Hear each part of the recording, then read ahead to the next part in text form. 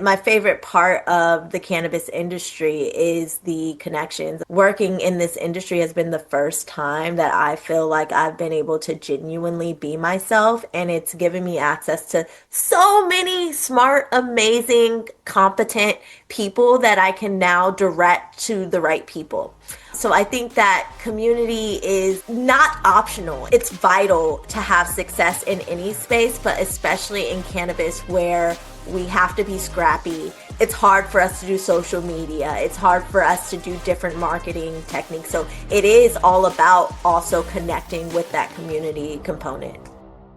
Hey, everybody, welcome back to another episode of the Cannabis Accounting Podcast. Today I have with me my dear friend Kenya Alexander. She is in charge of marketing and partnerships with the NECANN team. And Kenya, for the people who don't know you, if you don't mind introducing yourself a little bit to the audience. Yeah, I'm so excited to be here. Thank you so much for having me, Raymond. Just excited to talk to you. I always enjoy talking to you, and it's been a minute since we got to sit down and talk. I'm Kenya. I do sales and marketing and partnerships at NECANN. I've been with the team about a year. I'm based in Texas, and I love weed and I love people. So I'm excited to just talk and vibe a little bit on that.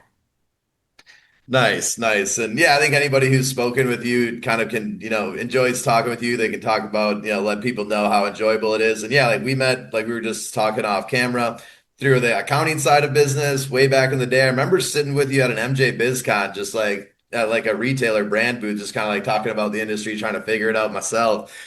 So no, really cool to see how it's come full circle. You kind of like found your home on the event side, which makes sense. You're a people's person. Events are bringing people together. It's still B2B, but business is ran by people. So it kind of makes sense to me. But we'll get to Texas in a little bit, but just kind of tell me a little bit about kind of NECANN, the lore of NECANN, a little bit about kind of how they got started. And yeah, tell me a bit about that. Yeah, so NECANN, we've been around for a good minute. I want to say the first event was in like 2015 in Boston, and we've been running shows since then, except for that short COVID stint. But NECANN really started off as like a community gathering. I think it was before weed was really legal in Massachusetts. So it was just a lot of advocates, a lot of community people, a lot of people who were trying to figure it out.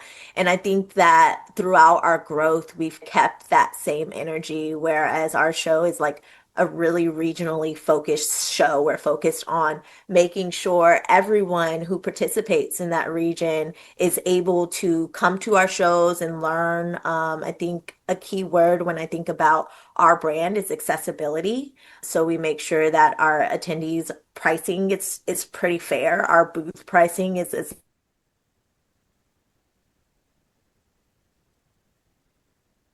low. And we do a little bit different than a newer show market, and our pricing reflects that. It reflects where that market is and where we are in that market. So really excited about our events for 2026. Nice, nice. And it is interesting. It's yeah, every event kind of has their different flavors, and some are more invaluable than others. They're all valuable. It just depends who you are and what you're trying to get out of them. And the value one business model or person gets from an event isn't going to be the same for a different person because we have different businesses with different goals. But so that makes a lot of sense. And I know NECANN, it is one of the better well-known ones in the Northeast. And so you definitely are doing something right. You got some secret sauce up there for sure. But thinking through just community, kind of like I just touched on, obviously me and you met through the Dope CFO VIP community, kind of just accountants and CPAs, EAs, nerds trying to serve the cannabis industry, interested in it. But just tell me a little bit about kind of your experiences with community, maybe just before the cannabis industry and in life in general, and kind of how communities, yeah, kind of shaped your career path. It's actually crazy to me that I always say I'm always just in the right place at the right time. My community has given me so many opportunities. Before I got into cannabis, I was actually running my own bookkeeping firm that served insurance agents from a job that I previously had, and only franchisees from that particular company was, I still have the business. We still serve those clients, but Dope CFO is actually the reason I'm in cannabis. I responded to a cold DM from Andrew about doing bookkeeping and cannabis. And I was like, what? Like being from Texas, I was like, yeah, it makes sense that that's a thing, but I never really thought about the fact that's a thing, that there are all of these services that people need outside of just selling the weed, that there's also different Yeah. opportunities that exist. So I'm super grateful to have been found by Dope CFO. But after I got into the program, one of the things that you guys preached was to get out and get involved and I took that Yeah, seriously. I participate. joined Yeah. a lot of networking groups. I was on every meeting online and I started going to events. And that was really kind of how I found my footing in this industry. Eventually, I realized that accounting in cannabis is a lot of hard work. And Yeah. I don't aspire to a life of hard work. So I kind of just picked my favorite thing. I still wanted to be involved in the industry. I love working in cannabis. And Mhm. my favorite thing to do was to go and network with people and talk to people and go to events. So I'm super grateful and lucky to have found a position doing that in the cannabis space with NECANN. No, I like that. And it is, it's like having done accounting and I've done sales and biz dev and throughout my career, it's like business is very big and very vast. Like there's many ways to fit in. So just like try to do something that you like. And I don't know, there's like a quote by like Steve Jobs or some smart guy like that of like if you haven't found what you love, keep looking, and it's Yeah. like I kind of firmly believe that as well. Like having grown up on like a dairy farm, like I don't like farming. Like 'cause a lot of my friends and family, they loved it. They're like, sweet, this is awesome. I just get to inherit a dairy farm. Like I'd not want to do that. Factory work also sucked. And then I did like white collar CPA work. I was like, all right, at least I'm not like in a farm or a factory. This has got to be better white collar work. Did that. And then I'm like in an office talking to people. I'm just like, I don't know if I want to be that guy in 15 years. So it's like, and then similar, like I got, was already kind of doing like CPA stuff for like small hemp companies and really, really small like cultivators. And then, yeah, found the dope CFO community. I was like, oh, sweet. There's like other people, random accountants, CPAs that also enjoy cannabis and want to serve this industry. Like I thought I was the only one. Granted, I was in Wisconsin, so it's like very hush hush. But yeah, then it's like now I found my way into the cannabis industry. I kind of always knew I was going to be back here. But yeah, find what you love, get in where you fit in. We actually like grew hemp at one point. Like I remember trying to sell like pounds of hemp, and people were like, "Your weed sucks, Ray." But like, I see you're a CPA. Could you do my taxes? And I was like, "Yeah, Yeah. as long as you pay me for it." So yeah, it's just very. I like you can hear the excitement in my voice. It's like, oh yeah, like keep finding it. Like once you find what you like, it's like it's way better. So yeah, so no shade that you didn't want to be an accountant forever. I'm a CPA, but like just barely. Like that's Yeah, I love what I do, and I have so much respect for the people who do the accounting and the bookkeeping and the financials because it is such a necessary part of any business, but especially in cannabis, it's a huge part of that business. And so I yeah. respect, and it's nice to, honestly, it's been so nice to have such a robust network of people of those types of people, so that when I come across people, I'm like, oh no, I don't do that, but I know who I can direct you to, and it's really valuable having that vast network and being a part of that community. No, that makes a lot of sense. And kind of just taking a step back, like the cannabis industry is a startup industry, and the sense of like even the most well-known, oldest companies are like 10 years old. So it's Yeah. like in the grand scheme of business, like everybody's very, very young, and most operators are less than 5 years old. It's like, they're getting more mature, but I guess like how do you think through the role of community, just kind of like putting on like the community hat again, like how does the role of community play for new business owner groups, founders, like helping people kind of sort out this new market that's always changing? As Massachusetts has some more potential changes, hemp has some potential changes, S3 coming down the pipe. So I guess like what role does community play for these, new founders in this kind of percolating industry? It's so interesting now, kind of being in this phase of cannabis business where every state is kind of operating as its own with its own legal framework, its own kind of nuances. And so I think that in a highly regulated industry where resources are also finite in our space, it's so important to have community to stay updated on the things that are changing day to day. I know that, like, for example, Massachusetts has some big legislation on the line Yeah. trying to ban the adult use cannabis Yeah, industry yeah, at all. essentially, And yeah, so, ban adult yeah, use. those are the types of conversations that we have at NECANN being a regionally focused show, these are the conversations that we want to give the space for so that the people who are shareholders and who care about what's going on in that market, they know how to plug in. They know who to talk to. They can stay updated on what's going on and not just what's going on, but how they can change regulations and how they can advocate for things that serve their business. And I think that's been to me that's one of the most challenging parts of working in cannabis is that you can't just run your business. You have so many different hats Yeah. that you have to wear, and advocacy is a big ass hat that you need to make sure you have on. Yeah, I used to definitely be like not like anti-politics, but it's like, I don't know, man, they've never done anything for me. Like I'm like I've had Democratic presidents and Republican presidents, and like My nobody's life ever paid stayed the my same. bills.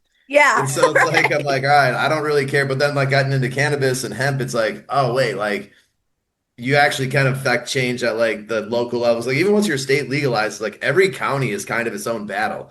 And like you gotta like get these counties to like let you to even do business. And so yeah, very quickly I found myself in a lot more like conversations around not advocacy for sure, for just like, I for sure anybody, in jail for this thing when we're all legally making, money off of it. But also it's just more like business development and it's like dealing with like local governments and it's like they won't never call it a bribe, but I always think like your local taxes, it's like you have your federal tax, your state tax, and then your local tax. Your local tax is pretty much just a bribe to the local like Yeah. community to like let them operate your cannabis company and employ their citizens, but we got to do it, and so it's like you just got to tell the local government like this is how much I'm estimating to make, this is how much you stand to make. Can I have a license in this area, or can you like green zone this for cannabis business? So it's And it really does impact your business. Like I yeah, think talking to regulators at both the local and state level, they really do those conversations have a huge effect on your business. I know like in California, they just got something passed where they're not raising the tax rate for cannabis businesses. And that's huge because then you would have to raise your prices for consumers, and consumers are already iffy about if they could get cheaper weed from their dealer who they've been working with for years. So yeah, it's yeah, just no a taxes. it impacts it. Yeah. It does. It does. Speaking of that, yeah, dealers, we were joking off camera about you. Obviously, you live in Texas is another reason I wanted to speak with you, just from your perspective, because it's like a lot of my audience, cannabis operators, cannabis service providers, cannabis curious, but we just assume everybody thinks like us. We assume everybody is like operating with the same knowledge base that we are. And like similar in Wisconsin, we have no adult use, no medical. You have very limited medical. And so it's like shock here. There's a thriving hemp industry that's been here since like 2019, 2020, 2021. It's been here for years. So let's talk Texas first. So like just kind of we were joking like people are a little like weary of Texas. Like when you think of Texas, you don't think of cannabis, maybe hemp, but I guess obviously there's some misnomers about like people's perceptions of cannabis in Texas. So I guess just like what is the cannabis culture like in Texas? Like is it It's friendly? Are they still interesting. really coming down hard on people even though it's not legal? Like give us the boots on the ground perspective from a So local I Texas. always have to like just kind of put a caveat in that like my perspective is super biased and super jaded. My journey into cannabis, like Okay. actually being a consumer, started at the same time that I entered the industry. They kind of go hand in hand. Okay. But also like before, like when I first entered the industry, I was like, yeah, no, Texas doesn't have anything going on. Like I don't know what's going on with weed in Texas. Like there's none. And I lived in my RV for a little over a year and kind of went exploring the Western United States and came back Right home. on. I came back home and I was like, wait a minute. Like I went to a Texas event and I went to the Texas Hemp Summit, which was at Texas A&M in the middle of nowhere, Aggie land. And I'll tell you, I was terrified driving out to Aggie land. It's just farms. And I was like, I don't know what would we people be doing out here. Like, I don't even know who's gonna be here. And going there and just like, honestly, they were serving hemp beverages right on the college campus. There were freaking cowboys talking about weed. There were people talking about hemp feed for animals, and they were talking about Texas A&M doing studies on strains that can grow better in Texas heat. And I'm just like, what? Like Texas? Like, are you kidding me? Who knew you guys had all of this going on? And then I started doing more research into like what is it like operating a cannabis business in Texas. I went to another event that was at Lazy Days Coffee Shop. Never had been there, never had heard of it. It's a coffee shop, consumption lounge, dispensary kind of vibe. You can consume on in the coffee shop. They rent out like dab rigs, they rent out like bongs for you to actually consume on site. And I got interested. How much does it take to open this up here in Texas? He was like, yeah, it took about 6 figures. Like, it took 6 figures, but that was with my licensing. Licensing's like a couple $100 here in Yeah, it's Texas not right bad. now. Not bad. I've been looking at distribution license, $250 to get a distribution license here in Texas. So one of the things I say about Texas is like with our lack of regulations, and mind you, I think that Texas does need to have some kind of structure and framework for how we are approaching cannabis and have some kind of regulations in place. But Yeah, also due to our fair. lack of regulations, I think that Texas has been is really a trailblazer in what cannabis like what the cannabis industry could look like if it were more accessible to people, if people were able to just run businesses like they could run other businesses. I think that Texas is a great representation of what that could look like. I would agree. Yeah, hemp kind of always like kind of shows people like what could be, but obviously like every state still kind of has different hemp laws. What are you seeing now with like the new policy like thing that came through? I don't really know. I don't want to call it a policy change because I know it's still like up for votes on, but like yeah, there's this new hemp policy that was snuck into the bill at the federal level. Are you seeing conversations change in Texas? Are people taking any preemptive measures with their business or their budgets or yeah, like even planning to like bring products to market? Like how have you seen it change or be addressed? To me, it looks like people are going harder, which has been so surprising. I've seen a couple of I've lounges seen that pop up too. here in the Dallas area where they're like, yeah, no, we're opening new lounges. There's one in Dallas, there's one in Fort Worth that just opened. I know that Grow House Media, they just opened, I think it's called Lucy's Rock in Austin, and they've been hosting like events. They had a comedy show like the other night, I think, with Hmm. consumption. And so it feels to me as though people are going a little harder, but also trying to lean more into consumer events rather than industry events here in Texas. And I think a lot of Makes that sense. has to do with kind of A just lot of sense.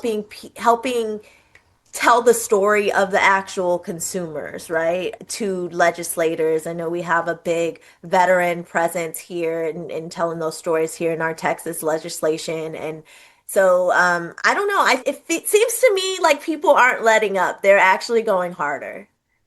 Yeah, it's been my experience too here in Wisconsin. Like I have yeah, some clients I'm working with, and of course, like we're mindful of it. Like yes, like you do need to be mindful, but like we're fortunate where it's like yes, we could sell to any market, but it doesn't mean we're experts at it. 90 to 80% of our sales are still local state of Wisconsin, and so it's like it's already like federally legal, and so like we're pretty much just like well.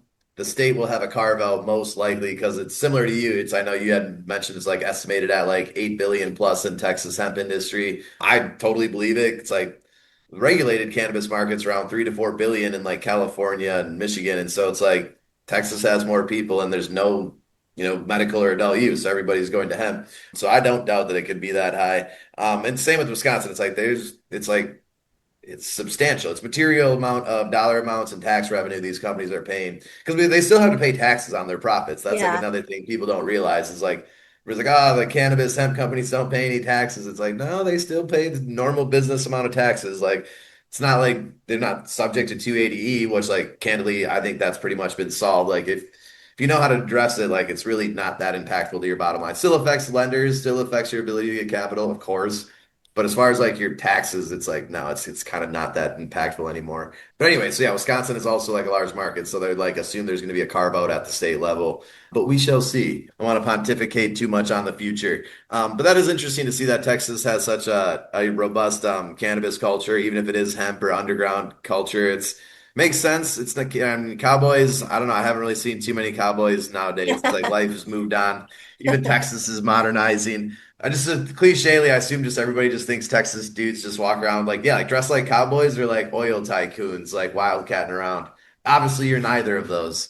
But that being said, kind of you said something interesting that like you started consuming cannabis when you got into the cannabis industry. Just can you tell me a little bit about your experience with like cannabis, like your first time use and like kind of what were your thoughts on it? I guess just because it is unique. Like I maybe I was exposed too young, but like I was exposed to it like yeah, like in my high school years, college years, obviously. Yeah, I don't want to age you, but I'm like, I don't know. It seems like you smoked like a little later on in life. So I guess just tell me a little bit about how you got interested in cannabis and then what were your initial thoughts on it as a either plant or recreational or medical. It's funny. I think that I'm a military brat, so my parents were both in the military, and where I'm from, weed, you don't have weed. If you have weed, I went to school on a military base. If you try to bring weed on base, like your parents could lose a stripe. We had a girl who she tried to bring weed on base and her car got randomly selected for a search because they would do random searches and her dad got in so much trouble. He lost rank and it was this she got kicked out of the school. It was this whole big thing for weed. And so I remember the first time that I decided I was going to try weed. I bought some weed and I immediately, like, I had it in my car and I don't know what to do with this. I immediately called my friend, was like, hey, I can't drive right now because I have weed in my car. Can you please just come and get it? And he was like, yeah, you selling it? How much you? I was like, no, please just come and Now pick you're a it drug up. dealer. Like, just take it out of my car. I don't want to get in trouble. And so even through college, I would hang out with like people who sold weed. It every time I consumed, I just got anxious and I got jittery and Yep. I was more of a drinker back then. It's so funny now to be like at a complete 180 where I don't really drink now and I consume cannabis is like that's what I like to do. But I started off actually microdosing mushrooms after I had my third kid. I was like, like how do people do this? Like parent with all of these fucking kids? Like how do you stay sane and also Yeah. like do that? And so I started with microdosing shrooms and then I was like, okay, maybe I'll try cannabis. It's a little bit easier to get than mushrooms where I'm at. And so I was like, okay, I'll try cannabis. And I just fell in love. I think that it was nice because it just gave my brain a little bit of space to just like think and process, slow me down. Whereas before, when I was younger, I didn't really like slowing down. I didn't really want to do that. I wanted to go, go, go. And now I'm like, okay, I'm already going. My brain, it has a million tabs open at one time. I need help just focusing on one tab at a time. So that's kind of been my journey with cannabis. That makes sense. That makes sense. Say no more. I got like a bunch of nieces and nephews under the age of 5 running around, and I'm like, love them to death, but I also love leaving every once in a while. Yeah, It's like they just like play till somebody starts crying every time. I'm like, you couldn't just stop 2 hours. right. Like you played for 4 hours and like you just couldn't stop until somebody's crying. I'm like, all right. But anyways, I digress. I'm sure I was like that when I was their age as well. Thinking through the cannabis industry, and I want to be mindful of your time, so I'll kind of like get you out of here in the next 5 minutes. But you had mentioned earlier on that like who you know matters in the industry, and like that's obviously like that's kind of in life. There's always the saying of like, yeah, who you know matters. You're the average of the 5 people you spend the most amount of time with, or you're the average of the 5 people you compare yourself to. But I guess just for the startup cannabis industry, and obviously from our perspective, like yes, who you know matters because like most of the solutions in business even if it is a software or a calculation, it's usually an introduction to a person. Like if you don't know the software solution, like the person solution, the software solution, or the calculation, you got to find somebody who does. So like and having like I joked, like I'm a CPA, but just barely. So like I never like say I'm the smartest one in the room. I'm just lucky to like be able to have access to really smart people, and it makes me look smarter by proxy. But so I definitely I agree with you 100% that who you know matters. But just from your perspective, and kind of obviously with NECANN, you're bringing people together. So just to kind of facilitate that, but kind of what have you learned about just relationships in business in general, and then the cannabis industry specifically? Yeah, I think I'm a relationships person. I think that every opportunity that I've received in life, I've been completely unqualified for, except that I knew a guy, right? I knew a guy who could get me in, and then I could learn everything that I needed to know once I was in. And so I think that when it comes to relationships, it really is, they say your network is your net worth, and that is so true. But even deeper than that, it's not just who you know, it's how deeply you know them. I know that like Okay. when I Yeah. got in the industry, one of the things I did was show up to the same place a lot of times, right? Like going Same. to the Yep. same meetings week after week so that people become familiar with me. It's not enough to just meet a person one time and think that you're connected. It really does take intention to make sure that these connections are sticky and that people know how they, I think one of my favorite things to ask people and one of my favorite things that people ask me is how can I support you? Like what is it that you need to support? Like what resources do you need? And like if I don't have the resources, maybe I know someone who does. Or now that I know what you need, now I know what to listen to when I talk to other people so that I can know to connect you. But my favorite part of the cannabis industry is the connections. I'll say that working in this industry has been the first time that I feel like I've been able to genuinely be myself, and it's given me access to so many smart, amazing, competent people that I can now direct to the right people. So I think that community is not optional. It's vital to have success in any space, but especially in cannabis where we have to be scrappy and there are so many factors that affect what it's hard for us to do social media. It's hard for us to do different marketing techniques. So it is all about also connecting with that community component. No, that makes sense. And I like that's unique like thought point too that you said. It's like it's not just like quantity of people that you know, names and emails and position at a company. It's like how deeply do you know the person?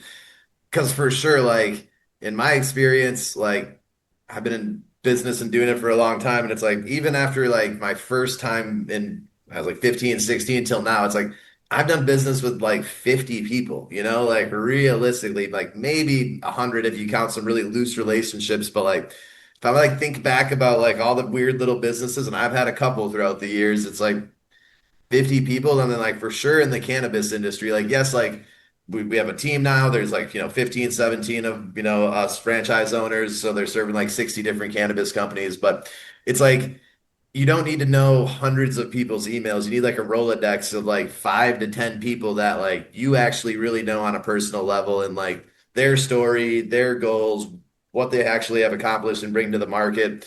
And then like if you know them, like that they'll be your solution and you can kind of know them. So yeah, knowing somebody deeply is more important. I used to be terrible at that when I was starting out because it's like, well, I don't know anybody, so I need to just talk with as many people as possible. Like I was, I'd go to like an in-person event and it's like what I've kind of learned is like, no, like you know what you're looking for. So once you find a person that fits that avatar, because I'm usually in business development, so I'm trying to find licensed cannabis business owners that are, sizable enough that I can add value. And Mhm. so it's like once I find them, I'm like, let's just get to know each other. And so instead of like having a great conversation and being like, I'm gonna follow up, let's jump on a discovery call or a networking call. It's like I'll just have the networking call for the next few hours, or if I'm gonna be there for 2 days or 3 days, it's like just go talk to the same person. Because like going deeper is definitely better than just having a bunch of people I loosely know that like Yep. they're definitely not gonna like remember what I do, let alone like I gotta remember what they do. And I think the internet, man, I'm always harping on about the internet. And it's like, some things are great about it, but some things are terrible about the internet. And I feel like people used to actually know people. And now it's like, because everybody is like an email or a connection request away, they think they know everybody. And it's like, You dude, we know, don't that know resonates anybody. so much because I post often on LinkedIn and I've kind of stepped back from posting lately because it feels like it, it feels like it's almost getting, I don't like people to think that they know me. I just don't because I think that like that I like is that. I don't know why I laughed. I didn't think you were gonna say that. I like that I like though. to know people, but I only like to like I don't like when people think that they know me and we've never met Oh in yeah. real life and it just is it's the internet's a weird place. It's powerful, right? Like it's Oh how a yeah, lot for of us reach have and brand built. awareness. Yeah. Right, it's great, but I think that's the value of in-person networking. That's the Yeah. Yeah. value of going to places is that now the people who thought they knew you online or who you thought that you knew online, who you thought you were friends with, now you can actually get in front of them, feel their actual energy, see where things resonate, solidify a relationship. It's so powerful being able to be in front of a person, not in front of a screen. And I think too, like just kind of going in on that kind of community component, I think that's where just the different types of events like really matter because there's like I think Mhm. Mark posted earlier. Mark's the founder of NECANN, and he Yeah, posted like earlier that there's something like 25 cannabis shows this year that are scheduled so far. And there's so many already. different types of shows that you can go to and you can spend your resources on. And I think that's going to be one of the main that I always say, like when people are thinking about like coming to our shows, whether you're attending or exhibiting, it's still a big investment. It's like, what are you here for? If you for Yeah. example, if you're going to our Boston show and you don't have any business in the New England market, like, or you're not trying to learn about the New England market, or you're not into mature We're not trying to markets, break into the New England market. that show's probably not for you, right? And so Yeah. it's just like each of our shows is regionally focused. So there's no way I'm not pitching our shows to everybody. Like I'm not pitching all of our 6 shows that we're doing this year to every person because it just depends on what region you're in for our show. And then you have other shows that are like more like consumption friendly shows or like brand Yeah, like a retailer champs or shows. something, or like Yeah. and And consumer focused.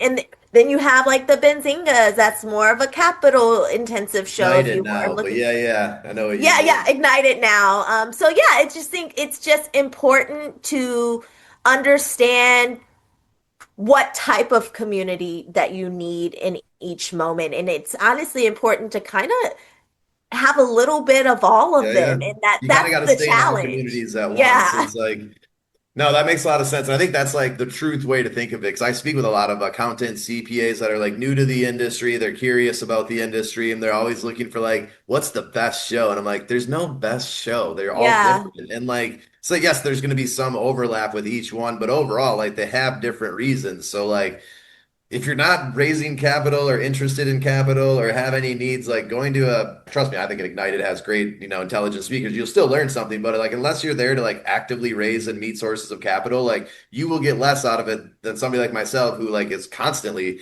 on the prowl for like sources of capital. 'Cause there's 60 cannabis companies that all need Hmm. new buildings, new equipment, getting to new joint ventures, working capital. So it's like, I get a tremendous value, but like, what do you want? And so no, I appreciate that. I see you. I could talk with you all day. So we went over our 5 minutes, but I guess just how I always wrap up, Kenya. I like to end on a positive note. So there's always like challenges in business. The cannabis industry is no different. But I still think there's a lot of like positivity and upside to be excited about. So I guess with that in mind, kind of where are you going to be in 2026? What are you going to be up to? And what has you excited for 2026 here?